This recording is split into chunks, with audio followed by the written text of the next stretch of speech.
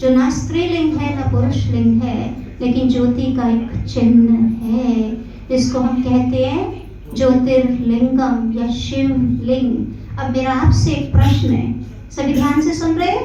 जो ध्यान से सुन रहे हैं हाथ हिलाओ जरा। Good, very good.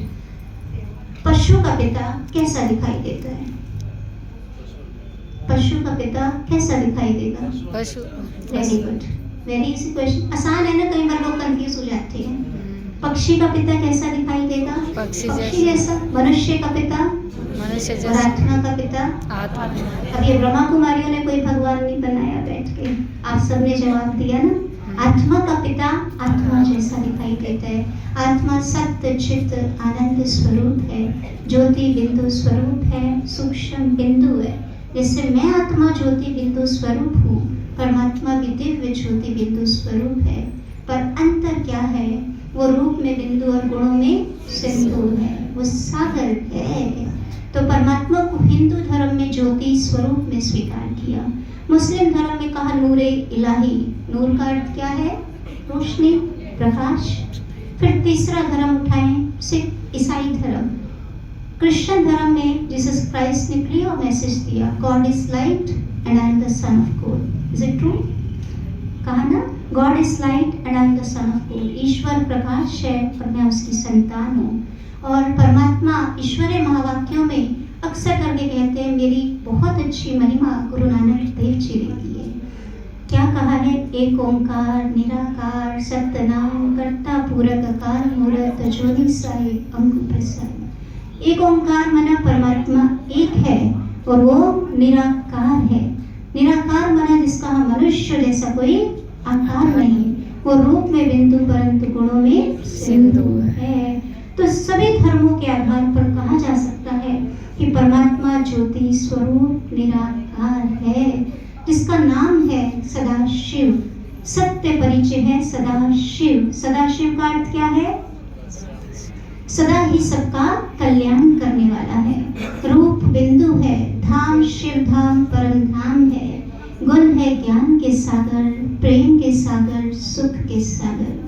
तो आज मैं एक छोटा सा दृष्टांत सुनाऊंगी कि शिव से अपना संबंध नजदीक कैसे करें। हम सब चाहते हैं कि हमारी जिंदगी जो है वो वाहवा बन जाए। सभी चाहते हैं, सब चाहते हैं।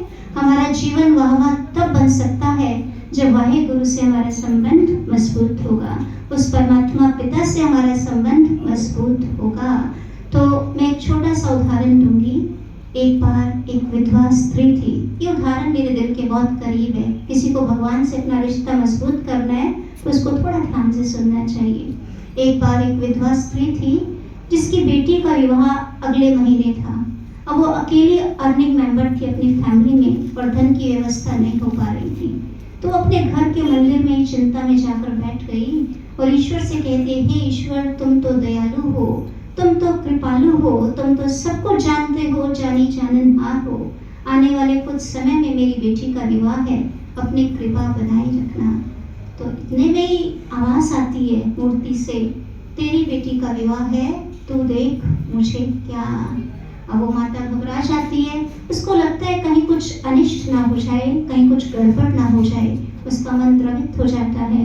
लेकिन फिर अगले दिन फिर हिम्मत करके जाती है, फिर रिपीट करती है वही बात कि आने वाले कुछ समय में मेरी बेटी का विवाह है, अपनी कृपा बनाए रखना। तभी फिर से मूर्ति से आवाज आती है, क्या? तेरी बेटी का विवाह है, तू देख मुझे क्या।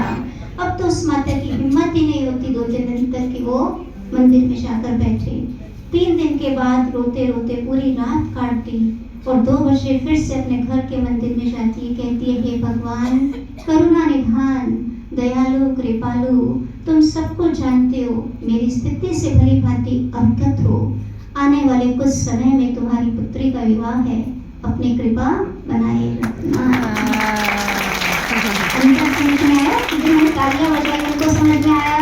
कुछ ने तालियां सबने बजाई तो इसलिए भी बजा दी होगी, है ना? लेकिन अंतर किसको पता चला? अंतर क्या है? अच्छा, पहले क्या कहा?